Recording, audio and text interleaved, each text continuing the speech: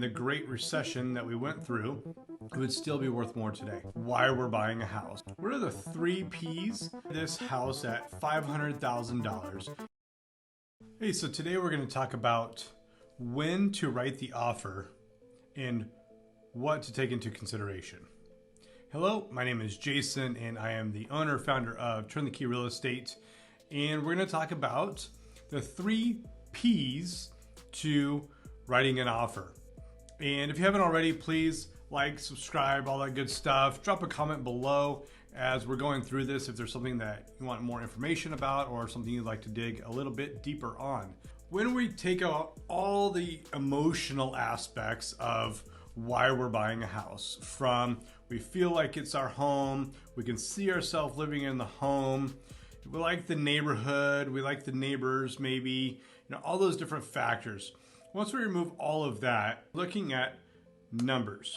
So once we take out all of that and we're just looking at really the numbers, what are the 3 P's that are really a big factor? Well, for one, it's predicting future value. If I buy this house at $500,000, is it likely to tank in the next 6 months or a year or 3 years? Well, I can tell you in our local market, Sacramento County, Placer County, El Dorado County, even if you bought a home in 2008, which now is 15 years ago, and you bought it at the absolute height, right before the horrible crash and the Great Recession that we went through, it would still be worth more today because it bounces back. This area is very insulated, and we weren't insulated in that scenario, and even still houses came back, and it probably took about 10 years, where we're not going to see that again. There's a lot of other factors that play into that. Drop a comment below if you want to talk more about a future potential crash. The second P is present value.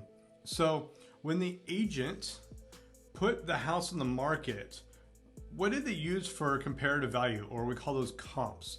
And you have to look at what recently sold, not what's on the market, what's active, because it probably won't sell for that. Maybe it sells more, maybe it sells less.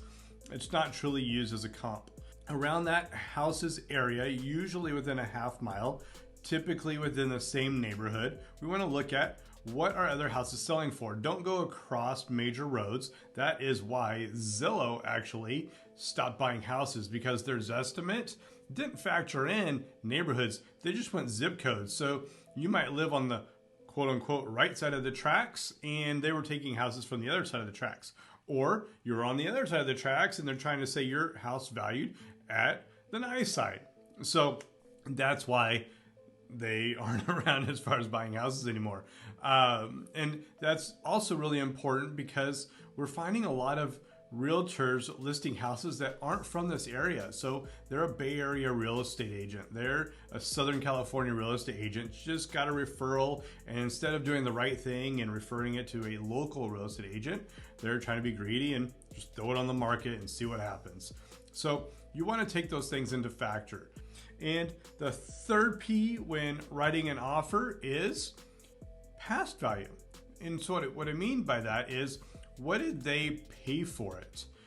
Is it somebody that bought the house 10 years ago and just normal inflation, they're being reasonable, hence the comps? Or did they buy it a year ago? Maybe somebody died in the family, maybe it's a divorce, and there's some extra circumstances causing them to need to sell. And so instead of selling for what the market would say, which could be 3% more, could actually be less, they're trying to make a profit because they bought a house for $500,000 a year ago. Now they've got to pay fees, commissions, everything else. So they're trying to tackle on $100,000, which that was good in the unicorn days, not anymore. So those are the 3 P's that you want to use when identifying if you should write the offer. Thank you again. Please, if you haven't, like, subscribe, all that good stuff. Share this video with somebody that maybe is looking to buy a house and wants to know when they should write the offer. Have a good day. Bye-bye.